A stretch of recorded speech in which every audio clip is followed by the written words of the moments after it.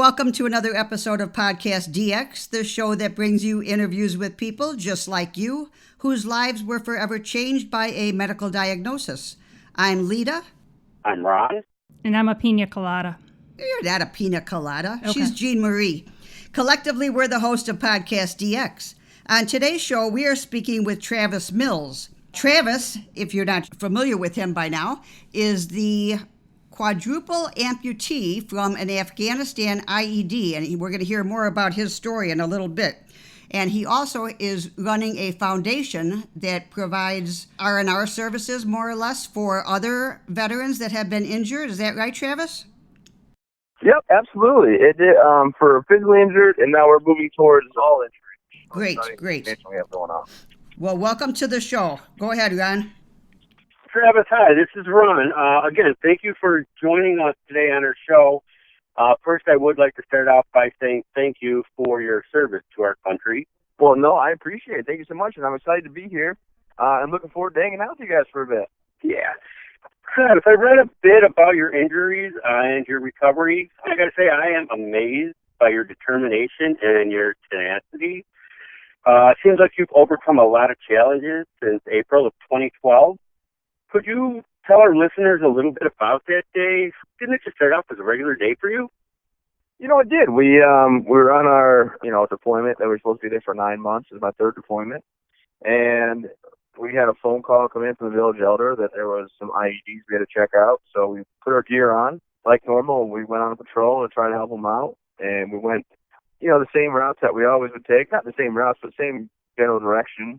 And I had the guy in front of me with the minesweeper, and he swept the ground once and then swept again twice, like we were protocol. And it just didn't alarm that there was anything under the soil. So I happened to take my backpack off and I put it on the ground.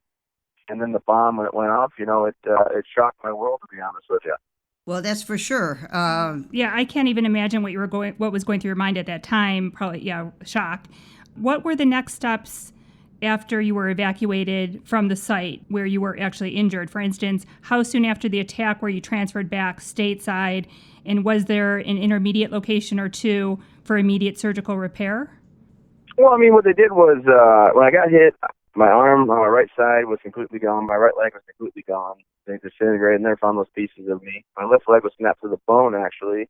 So if you imagine left ankle bone touching your left thigh, and my left wrist was blown out pretty bad. They hit the ground, and I rolled over my back, and I saw the aftermath. And in my head, I kept seeing the movie Saving Private Ryan. Oh, yeah. And I thought, about the medic that gets shot in the stomach, and then he cries out for his mom and ultimately dies. In my head, I said, no way will my men ever remember me of freaking out or complaining or crying or feeling awful and begging not to die, basically. Mm-hmm. Because at the end of the day, it's not my choice, and I'm always one that exuded confidence, never showed fear, led from the front, and, you never do that as a leader. So I calmed myself down. My mech worked down one side of me. My platoon started to work on the other side of me. They got 4 tourniquets on.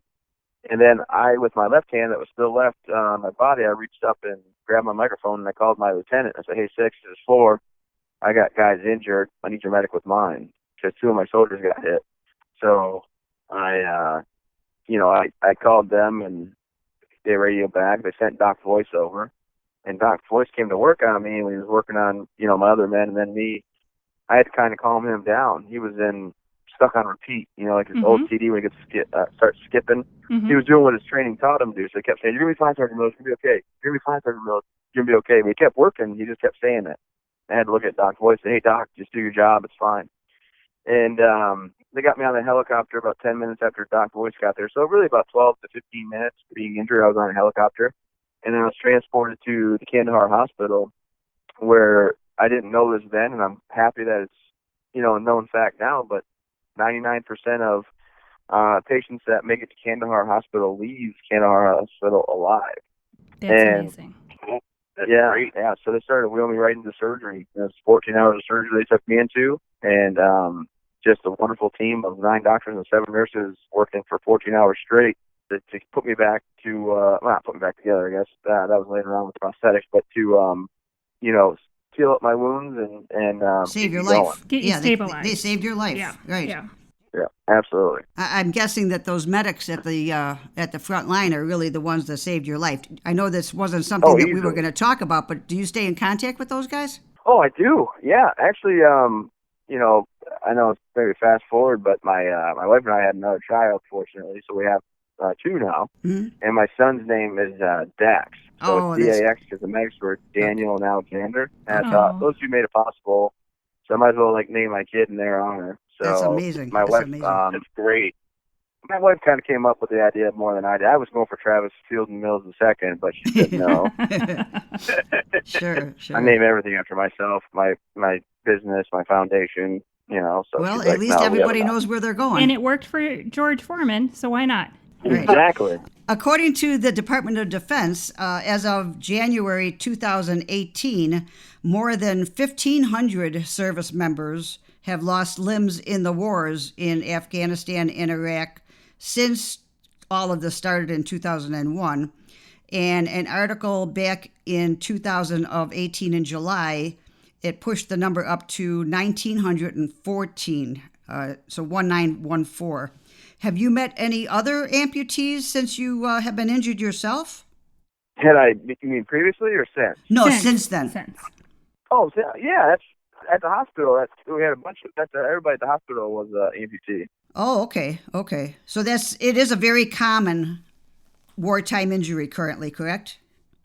Oh yeah, but it's common at the hospital. So like, I had no idea about amputations, things like that. I mean, you figure you could lose a leg, your life's over. Like, it's gonna be the worst thing ever. And you know, I got to the hospital, and when they woke me up on medical sedation, I was kind of like questioning, am I that person? You know, this guy hates me. What did I do wrong in life? How can I be a husband and a father? And you know, the biggest thing I was really wondering is like, why not just die? Like, how is this better? And in truth, I didn't want to talk to my wife, my mom and dad at all, like my parents. I didn't want to deal with the situation. But then I got to, you know, wake up. My brother-in-law was in the room. He's in the military as well, a good friend of mine. So I met his sister, my wife. And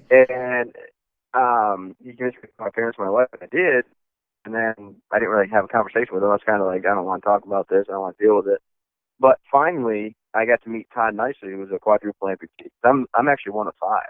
Right. I'm the fourth one out of Right. five of us. And he walked into my room and was like, hey, man, you're going to be fine. You're going to walk again. You're going to drive again. You're going to feed yourself. You know, you do everything you need to do by yourself. And I know it doesn't sound like it, but you're going to be independent.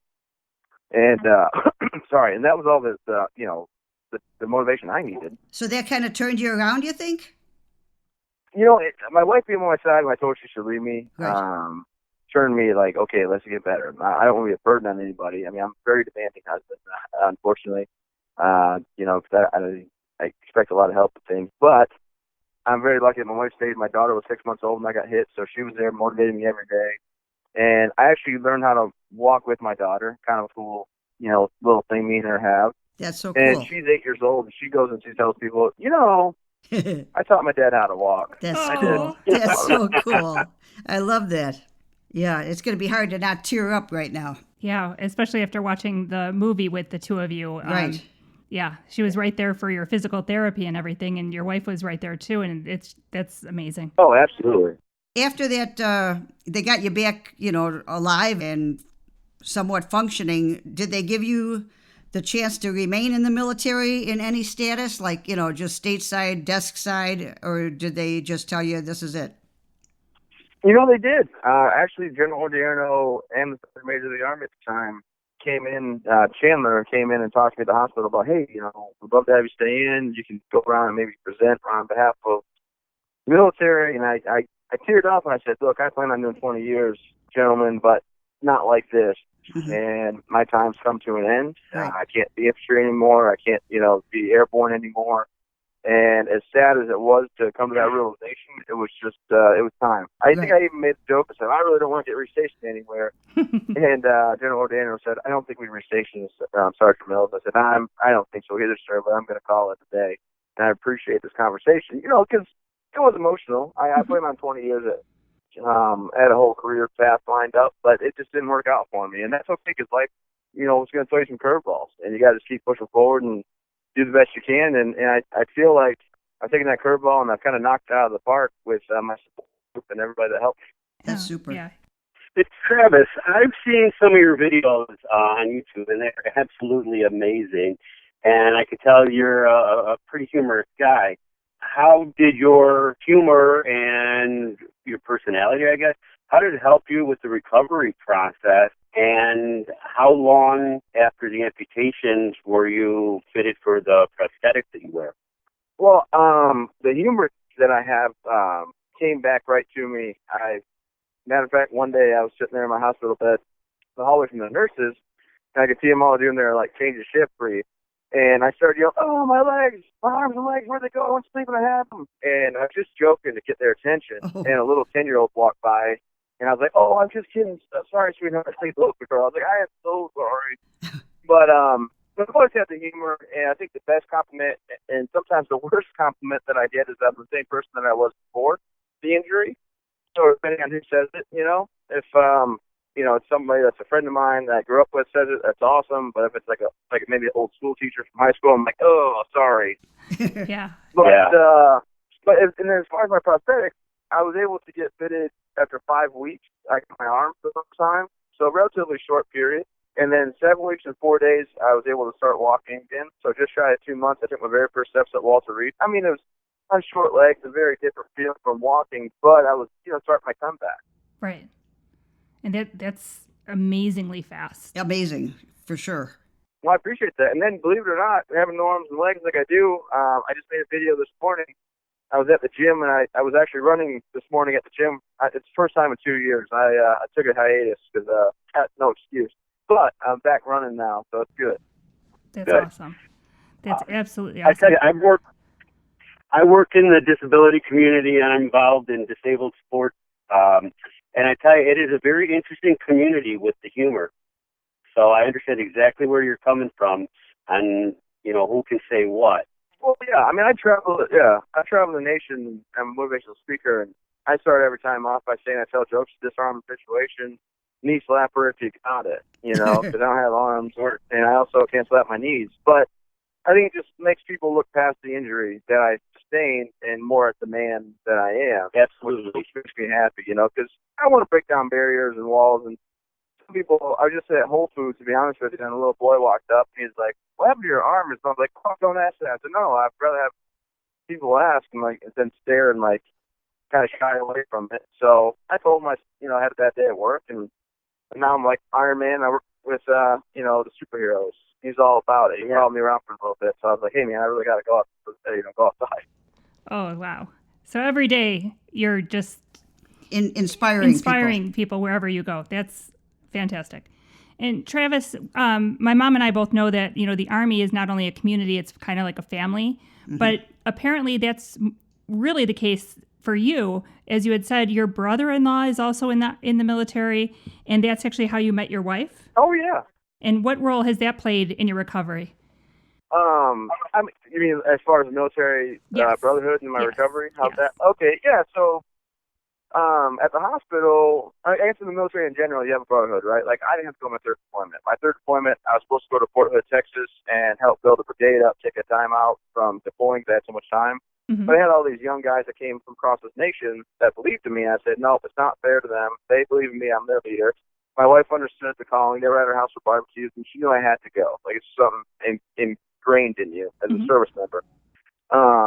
So I went overseas, and then I got injured, right? So you go from the platoon-sized brotherhood, and then you go to the hospital, and without Todd Nicer coming to talk to me shortly after I was injured, I would never know the possibilities that laid ahead, so I wouldn't probably be as motivated. Then you get down to the Military Advanced Training Center, where all the injured guys are at, and let me tell you something, it is just amazing, because that's a tight-knit group, and you're all working together and living together, going through the same thing with your spouse, going through the same thing, and your children, and having them to lean on. Plus, the staff at Walter Reed are just top notch. My physical therapist, my occupational therapist, the driving rehab specialist, the prosthetist, everybody. It's just one well-oiled machine. The doctors, and Walter Reed's a brotherhood, and having everybody that was injured, like me, or not like me with Norm's legs, but like maybe missing a leg, missing an arm, spinal cord injury, whatever. It was nice having them there because, you feed off them. They still got the mentality of, being in the service. Great. Could you please tell us a little bit about the prosthetics that you're using now? And an add-on question, I guess. Do you start out like a person that has an amputation, do they start out with one type of a prosthetic and move on to different ones as they get acclimated to the use? Are there like prosthetic training wheels of sorts? Yeah, absolutely there are. So we'll start with the hands. So the first hand that I got was called the myoelectric. I still use the same exact hand that I had then, but I can only wear it for 1 hour a day. And then it got progressively more and more. So now I wear it as long as I want. So like I've had it on 20 hours or whatever, if I've been up that long working or doing whatever. And it just, it's muscle flex based. So I flex a certain muscle slow, it opens up. I flex the same muscle fast, it rotates, and then down slow, down fast.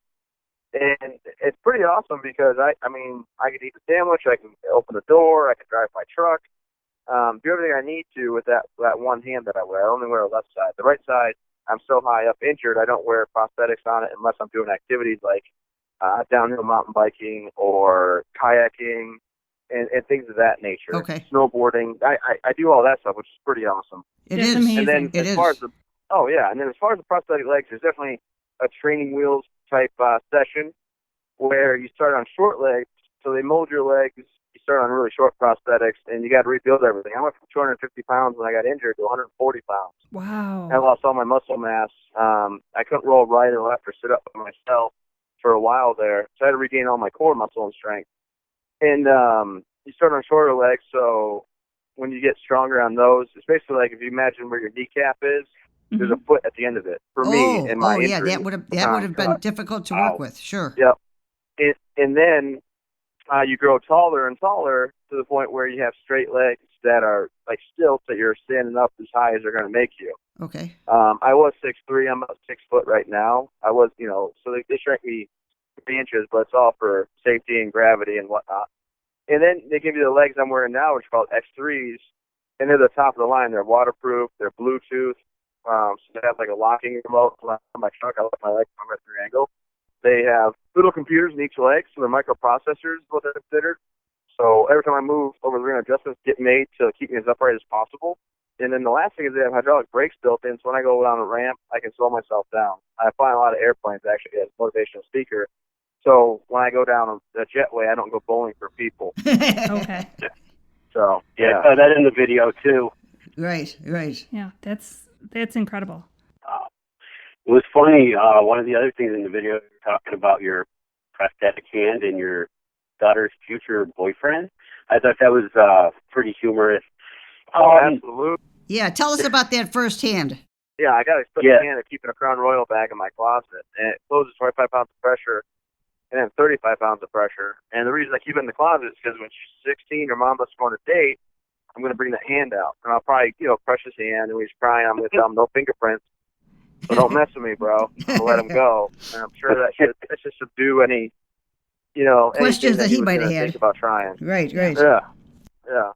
My wife says I'm not going to be able to do that, but, we'll see. That's right.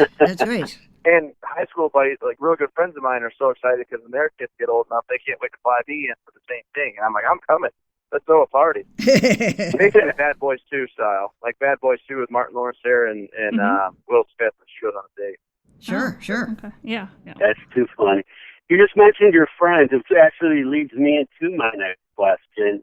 Your friends and family, including your wife, how supportive have they been with you through this journey?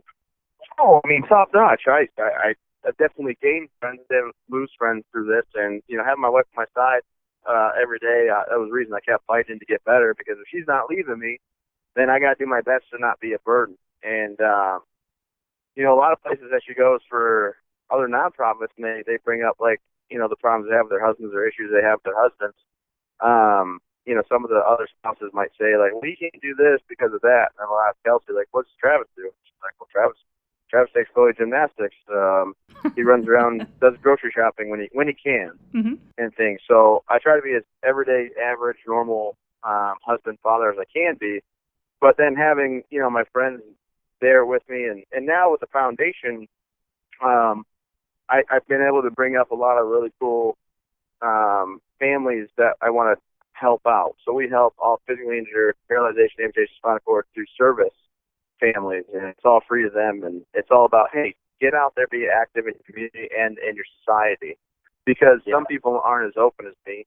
And I think having the support group that I had and having abilities that I had at Wall Street to learn things like walking and stuff is why I'm fortunately so successful in my everyday life. Sure. Oh, that's fantastic. That's fantastic. Definitely. Travis, what do you wish people knew about amputees? I know that you say that, go ahead and ask. That's for you personally. But what do you wish people would know about amputees, like the emotional changes that a person goes through? So, like, in other words, if somebody wanted to ask a question but they were afraid to ask, pretend like you're answering those questions. What did you have to go through emotionally? Well, and I would say, like, what do you wish they knew? Right. Yeah. Well, I mean, honestly, for me and a lot of my buddies that I know, rather just have the conversation than the looks and the stares and like the awkward, oh crap, they're looking at me. Let me look up at the ceiling or whatever and look back when they're not looking. So really, people, they want to be delicate, which I appreciate and I understand, but everybody that I know is an everyday regular person. They just had some mishap at work, but it didn't change them, into being this person that needs to be,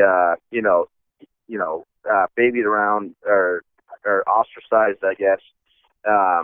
So, for me, what I want people to know is, like, have the conversation. Say, hey, how's it going? People always ask me, and it's the funniest thing, like, hey, Travis, when I see someone like you, what do I say? Mm-hmm. And I'm like, I usually say hi or hello. Exactly. But it's kind of up to you what you want to use. Right.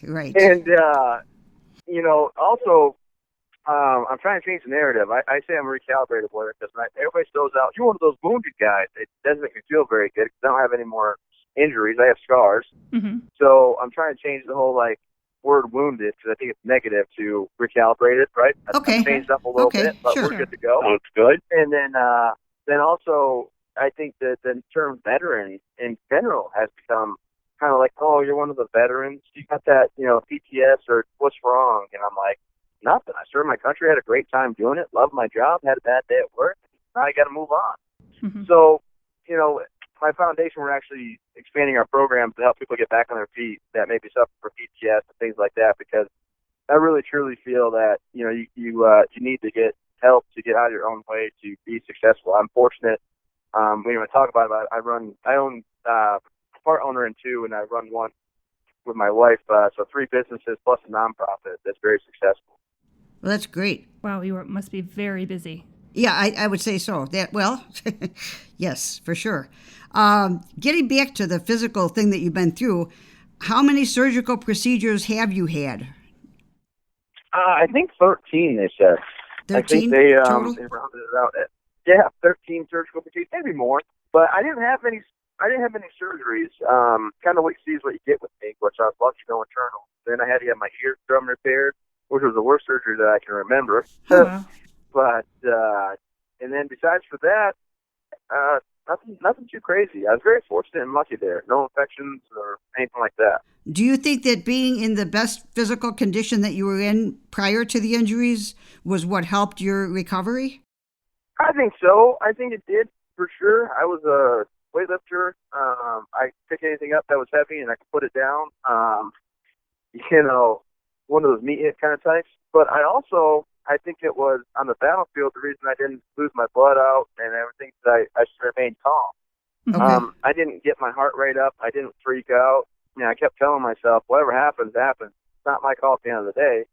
So don't freak out. And I think that might have saved my life as well, because instead of yelling, I don't want to die, and freaking out and panicking, I just was like, well, I'm just going to stay calm and ride this one out. So very fortunate that I'm kind of suffering in the best way possible of the term, I think. Mm-hmm. And the most worst way, if you ask some of my family members, maybe. Well, Yeah, that is truly amazing, and it says a lot about who you are as a person, who you were before, and who you have always been. And your injuries were in 2012. Do you still have phantom limb pain, and is there anything that they can do to help treat that part of the injury? It's a great question, and I can't re-edit the documentary, and I wish I could, because I say that the ketamine coma, I don't think I would do it again, which is, I only did that, the documentary was 5 months after my injury. Oh my gosh. And in truth, the phantom limb pain, I would 110% not be the person I am today if I didn't have the ketamine coma. The ketamine coma is the new thing they're doing. That's a case study. And what they did was reset my brain to think that my nerves end where they were blown off at instead of trying to find my hands and feet. Okay. Mm-hmm. And I have been absolutely pain medication free since October of 2012. I just quit it cold turkey, and no pain medication, no medication whatsoever, actually, which is very fortunate. But because of my case study they did, it's more of a common use process. And I have no phantom limb pain, no pain to speak of. And I'm very, very lucky I know that. So it's that's one thing that at the time when I said it in the documentary, I didn't know the results of it. And now looking back, like, it was probably the best thing for me because my life is unobstructed by anything. I don't live on any medication. I just keep pushing forward with a pretty worry-free life. That's amazing. Yeah, that's awesome. Travis, we watched a video that showed you and your modified truck. Oh, you still drive. What about any of your other recreational pursuits? Do you need adaptation, or how do you do that? Well, luckily with the remote to my truck, and I can put my legs 25-degree angles, I can drive my truck, no problem. And there for a while before I could get in and get adapted, I just kind of drove it every day and made it work with a steering wheel handle. So I can drive most anything, but I have a van that has hand controls in it, which is awesome, and that really helps out a lot too. So it's just a lot of fun that I get to do that and be able to drive again and stuff. So I guess I have a Ranger and a golf cart, but there's no adaptions on those. I just kind of drive those. If you're going to be running that day, do you switch out your prosthetics to make running? You know what? Yeah. So I forgot to cover that because I went right from training wheels to walking. So it's my prosthetics. But in truth, I have bicycle legs I've never used, but I'm going to set them up one day. Very excited about this. My running blades, I have those. I have little short workout legs, and then I have different hands and attachments. I mean, I have a bowling arm I think I'm going to use this weekend at my daughter's birthday party thing she's doing with her friends and their, whatever. And I have a pool table arm, which I can't wait to get a pool table. I'm telling you what, it's going to be exciting. But yeah, there's definitely different adaptations. Okay. There are adaptations that they have, and it's kind of like it's weird. Like just like going on Amazon, you go inside the book, you're like, oh, that activity looks fun. Let me see if I can get one of those. Mm-hmm. I have like a 10-inch butcher knife, so I can carve a turkey. To be honest, I haven't carved a lot of turkeys, but it's very sharp, and you got to be very careful not to be walking with that thing because it's like running with scissors. Oh yeah, right. But yeah, we have all that stuff, and I'm so grateful that there's some geniuses and bright minds out there that put this stuff together to make it possible for them. For sure. Well, Travis, if you don't already, if you don't do scuba diving or you haven't done archery and you are interested, let's talk later because I'm involved in both of those activities for people with disabilities. I appreciate that. Yeah. From what I've seen, you do a lot, but I wanted to throw that out there as another, something else you could add to the resume. Right. Yeah. So I've done archery, and I'm okay with that. It's not something because again, the knock on the arrow part gets me, kinda. So like, my biggest stubbornness I have is if I can't do it by myself, then it's like, yes, I don't really want to do it. So I'm getting some rifles set up so I can go. I like to skeet shoot, right? Okay. Mm-hmm. And target shoot. Mm-hmm. But also my next goal. So I've already been skydiving a few times. I used to jump out of airplanes, but since I've been injured, I've been skydiving twice. My next goal, and here's where me and you can collaborate. I'm gonna go, cage diving with great white sharks. I'm so afraid of sharks. I face my fears, and I cannot wait to jump in that cage with sharks all around me. But I want the big ones off the Cape of South Africa. Certainly that's one of my bucket list items. I just say I don't want that to be the last item on my bucket list, if you know what I mean. Okay. Yeah, you two have fun. A little bit. Yeah. All right. Yeah, Well, I'll be up down. on the boat with the spear gun, and I'll be keeping an eye out for you. Yeah, wow. Yeah, drinking the rum punch. I love it. There you go. I'm into it. Somebody's got to run shotgun. Yep. I know. I get it. You guys are hilarious. But yeah, you guys will have to work that out with Diveheart. Travis, what does the future of prosthetics look like, and what do you hope to see with future prosthetic devices? The prosthetics are quite amazing. They have prosthetics that your hand, that each finger moves instead of just like the two fingers, like like each hand has a little motor. Mm-hmm. I'm looking for those to get more durable, which is exciting, but also them hooking to like your nerves and all that so that it can, sense what your muscles would actually be flexing to open your hand and close it. But I think also what I'm excited about, a step further than prosthetics, is they're doing a stuff called osseointegration, where they're hollowing out your femur bone and hooking a rod to it, and the rod comes out of your skin like your teeth do, and then you connect your feet on it, and you can take them off. And then kind of lastly is the stem cell stuff, which is so intriguing to me because they're regrowing people's, like, one guy, like, regrew his thumb. So they're saying they'll probably be able to regrow people's arms and legs in the near future, like we're talking 5-10 years. Wow. Which is just, mind blowing, right? Like, Oh, wow. yeah. Oh, And yeah. I'm not gonna be the first one to do it, but I'm saying it's just amazing that the progression, right? When the first guy made a prosthetic after the Civil War, Hanger got started because he lost his leg to a cannon, or infection or gunshot, something to do with the Civil War. But now, bionic stuff is just impressive. So sky's the limit. If I was a Vietnam era veteran, the battlefield medicine or technology that we have today, very rarely would a guy like me ever make it. Very low percentage. And now, because of the wars and because of technology and the time that we live in, I live a pretty normal life. Like, I went down and did a barrel meeting today at a building. That was my big day today. And I went to the gym and ran today. The guy with arms and legs is running at the gym. Come on. That's pretty cool, right? It's amazing. Absolutely. Yeah, and very Yes, inspiring. And I think the big thing is, to stay humble, because I don't want to ask for too much. I'm just so fortunate and lucky to have what's out there on the market right now anyway. Sure.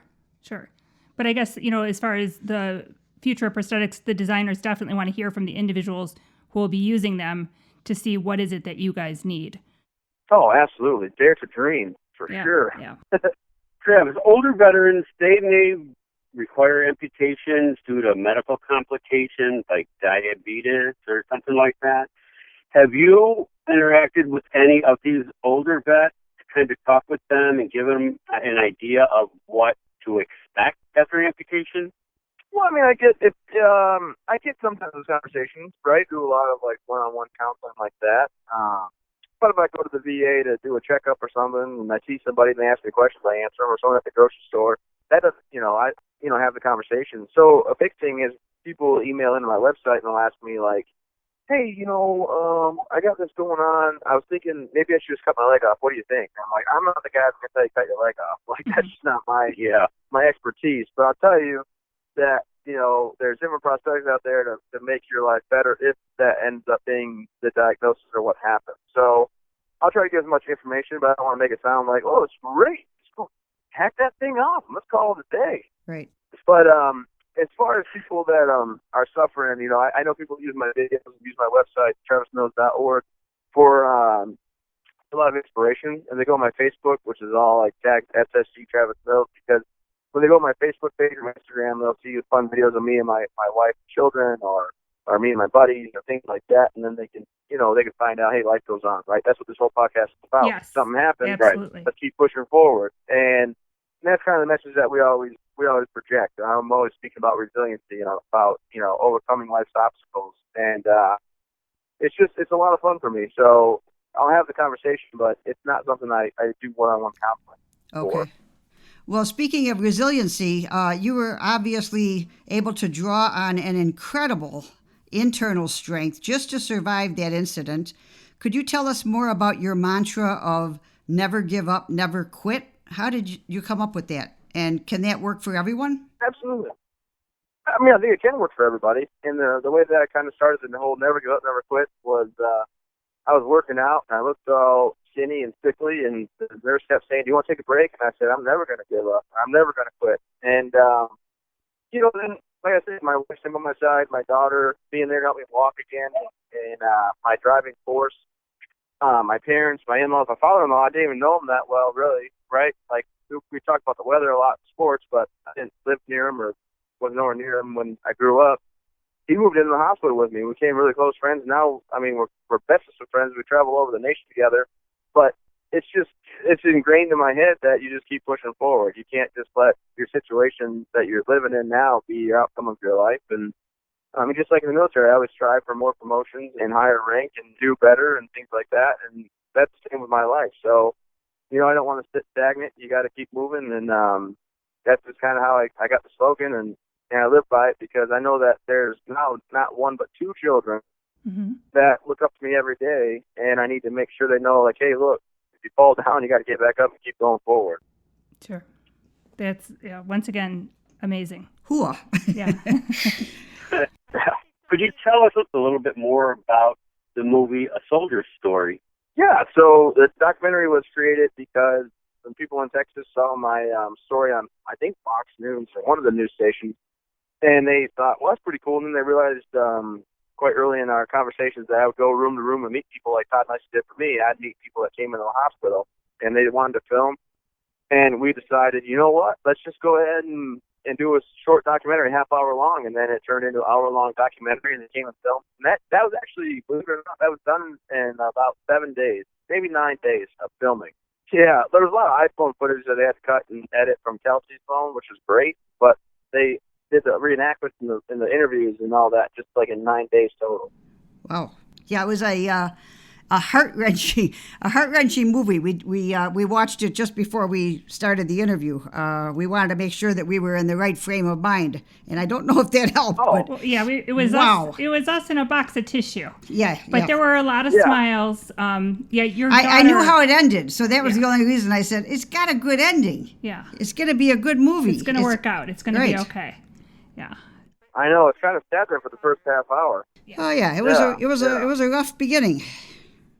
And then now I actually am fortunate where we have I do, I guess. It's called Tough as They Come. It's a New York Times bestseller. I have a book out, and Mike and Angel, actual motion picture, which is exciting, but can't count your chickens before they hatch. So we'll just keep playing it day by day and see how it goes.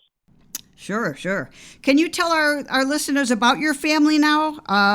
So you've got two children, and how have you adapted to life together as and does this amputee get in the way? I mean, or are you just a husband and a dad? Well, I mean, there's two answers to that, I guess. The amputation, or my disability, or whatever you want to call it, it does get in the way of some things. Like my daughter's in soccer. I'd love to be in the backyard, keep the ball around and running, but I did that for the first year when she was like 5. She was in soccer, but now I can't keep up, so I kind of watch them, from the side. But it doesn't really get in my way. I get on the trampoline with my kids. I can still do a backflip. We get into the pool or the lake and swim around, so it doesn't really hold me up. And I still go to daddy-daughter dances and things like that. Oh, that's sweet. My wife, she's the unsung hero of everything. She doesn't like the limelight as much, but, she's the one that keeps us all together and the glue that holds it. And she's been phenomenal. She stayed by my side and helped me out. Like today before we left, I still need help putting my legs on. So she had to help me put my legs on, and she doesn't complain about that.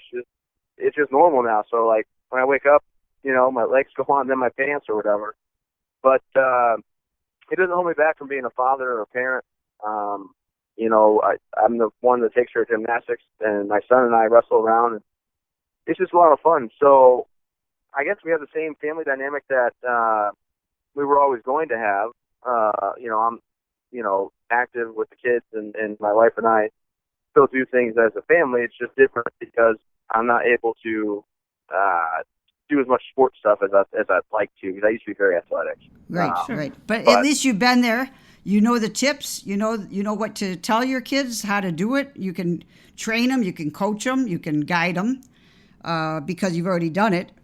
And absolutely, I don't want to give me excuses because I'm not sure that excuses will work with me. So I'm like, really, Chloe? I got to walk both arms and legs. And right. Hey, come on. Let me just, Trevor. Let me just add here. I'm kind of in the same boat with you. I'm a little bit too old, so I can't keep up with my kids. But I've done it before, so I can talk with them. I can explain to them. But I certainly can't keep up with them. They're young. Well, I'm telling you. You're doing better than me, Ron. I mean, I fell apart at 25, and I got 2 feet in the grave now at 32 years old. There you go. I don't know if that's quite true. true. No. I finally heard it. I finally caught it. again, I know the humor in the community can be pretty intense. Mm-hmm. Yeah. You guys, yeah, quite the comedian there. I got to close my mouth now. Okay. Yeah, okay. Yeah. Travis, Well, hopefully we'll talk after we're done taping. there you go. Travis, do you have any tips, hints, and helpful advice for our listeners or someone who's recently had an amputation or waiting to have one or their family members? Well, I not just sticking with amputations. I'll tell you what I tell all the audiences I speak to. Okay. So I travel, all over the nation. But the two things I leave when I get off stage is the two life lessons I've learned. Because, I went from this athletic 6'3", lift weights every day, big, stocky, strong guy to, having no arms and legs and everything. So the first thing I tell people is don't dwell on the past. I used to sit in my hospital bed and close my eyes and hope and wish and pray that this never happened. Mm-hmm. And think, how do I go back in time? How do I change this? And, it took about 2-3 weeks in where I finally realized that does me no good. Living in the past is never going to change anything. So instead of dwelling on it, I reminisce 25 years I have arms and legs. They're phenomenal. And I've had 7 amazing years without arms and legs. And then I also take a step further and tell people that you can't always control your situation, but you can always control your attitude. So for me, my situation is I wake up every morning with no arms, no legs. Right? I mean, that's how I am. But my attitude, I'm fortunate my daughter, Chloe, will run down and wake me up. If I'm not already awake, I jump in my wheelchair, I throw my arm on, right? We go downstairs and we have our breakfast. And then I'm able to go ahead and go about my day. So instead of letting my situation dictate how I feel, I just realized that, hey, I'm so lucky to be here and so fortunate because I have a lot of buddies that make it back home to their families that I might as well have a great attitude about every day I get to be here because, they're no longer with us and their sacrifice is so much greater than mine. And I think if you live by those two life lessons that I've learned and I live by, you have a pretty positive, upbeat, average, great day. Not average, positive, upbeat, great day. Okay. Yeah, that's Good attitude. wonderful. Yeah, attitude is definitely a big factor. Travis, you do have quite the following of people. You want to give a plug for your book or your podcast? I can't believe you also have a podcast. Wow. I do, but we're just getting it off the ground. We did a couple, test episodes and pilots, but now we're going to go ahead and change out the format, which is going to be great. And, I'm really excited about that. So, yeah, if everybody gets bored and want to check it out, check out travismills.org for all your Travis Mills needs. Okay. And we'll just kind of go from there. Okay, Awesome. There you go. That's great. That's wonderful, and we hope our listeners do check that out. We cannot thank you enough for joining our show today. It's been a pleasure having you on. Yes, definitely. Oh, yeah, Thank you. absolutely. Appreciate you guys having me. Yeah. I hope you guys have a wonderful rest of your day and excited to be a part of this, this episode of your phenomenal podcast here. Thank you, Travis, for joining our show. And I hope others can find strength by listening to your story, because that's the goal of our podcast. Yeah, and it's extremely inspiring. Very. Absolutely. Thanks so much. Appreciate it. You're welcome. If our listeners have any questions or comments related to today's show, they can contact us at podcastdx@yahoo.com, through our website, podcastdx.com, on Facebook, Twitter, Pinterest, or Instagram. And if you have a moment to spare, please give us a review wherever you get your podcast. As always, keep in mind that this podcast is not intended to be a substitute for professional medical advice, diagnosis, or treatment. Always seek the advice of your physician or other qualified healthcare provider with any questions you may have regarding a medical condition or treatment and before undertaking a new healthcare regime. And never disregard professional medical advice or delay in seeking it because of something you have heard on this podcast. Till next week.